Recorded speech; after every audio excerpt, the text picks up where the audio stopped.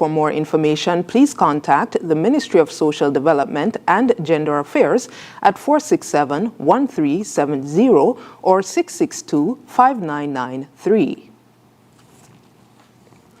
The Royal St. Christopher and Nevis Police Force is investigating a tragic traffic accident that claimed the life of a 4-month-old infant on January 11, 2025.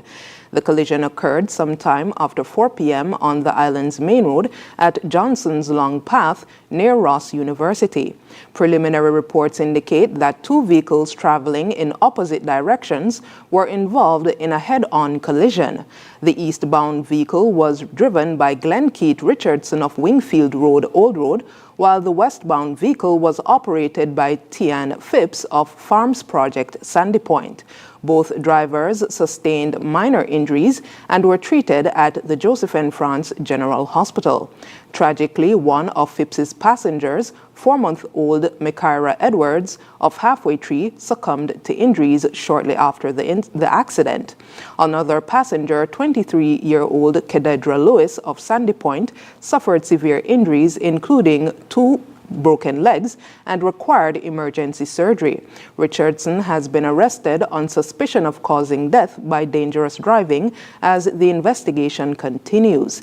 The Royal St. Christopher and Nevis Police Force has expressed its deepest condolences to the family of Makairi Edwards and all those impacted by the incident. Updates on the investigation will be provided as more information becomes available. In a bid to enhance road safety across St. Kitts and Nevis, the government has announced a series of measures designed to reduce traffic accidents and fatalities.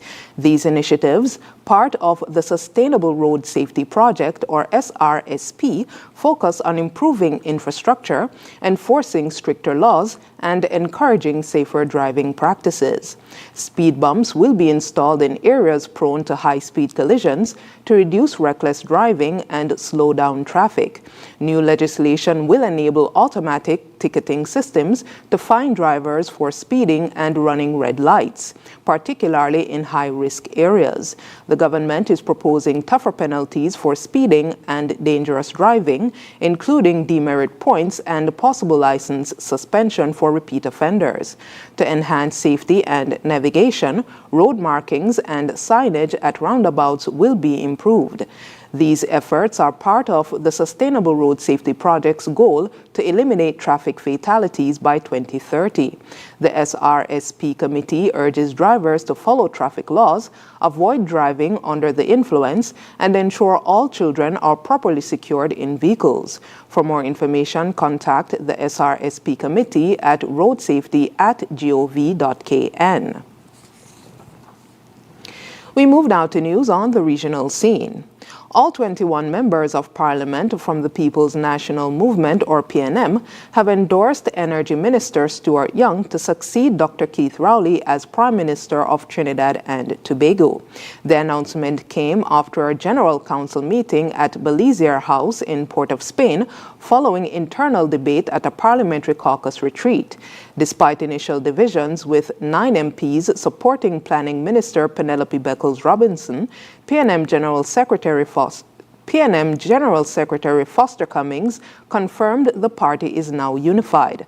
Young, who will take office later this year, expressed optimism about the future and committed to a collaborative governance style.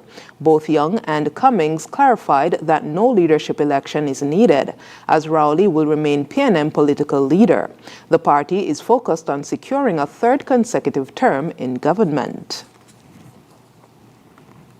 Barbados' CARICOM Youth Ambassador Ashley Lashley and the country's ambassador to CARICOM,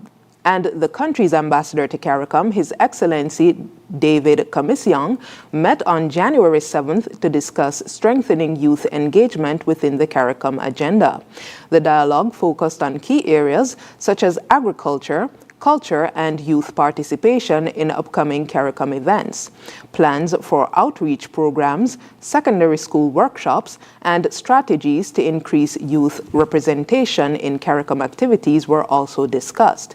Ambassador Lashley highlighted the significance of the meeting, noting the importance of aligning priorities to ensure meaningful youth involvement at the CARICOM Heads of Government Summit and other initiatives like the CARICOM Youth Workshop.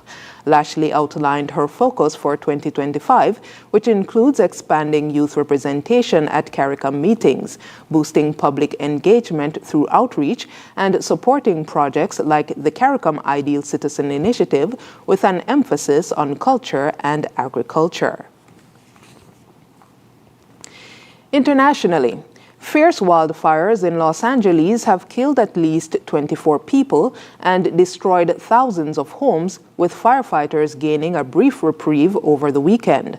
However, officials warned that high winds expected in the coming days could reignite flames and spread the fires. The Palisades and Eaton fires have burned over 62 square miles, with containment at 11% and 27% respectively. Over 150,000 residents are under evacuation orders. Search teams, aided by cadaver dogs, continue to search for missing people in devastated neighborhoods. Firefighters from across the U.S. and Mexico, along with aerial support, are working to control the fires. Red flag warnings remain in effect until Wednesday, with winds set to peak Tuesday night. Authorities will reassess repopulation efforts once conditions stabilize. Blue Origin delayed the inaugural launch of its New Glenn rocket on Monday due to a technical issue discovered during the countdown. The 320-foot rocket, scheduled to lift off from Cape Canaveral with a prototype satellite, had to be halted and fuel was drained.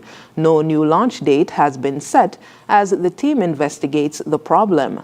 This test flight, which was already delayed due to rough seas affecting booster recovery, is a key milestone for the company. Blue Origin founder Jeff Bezos, observing from Mission Control, expressed confidence, stating, quote, "We're going to pick ourselves up and keep going," end quote. The delay underscores the challenges of launching new technology safely and precisely. And now for the weather. Present weather is fair skies. Winds are a gentle breeze of 9 miles per hour from the north-northeast. The temperature for today is 27 degrees Celsius or 81 degrees Fahrenheit. Seas are 0.9 to 1.5 meters or 3 to 5 feet. Weather forecast for today will be mostly sunny. Tonight will be mostly fair.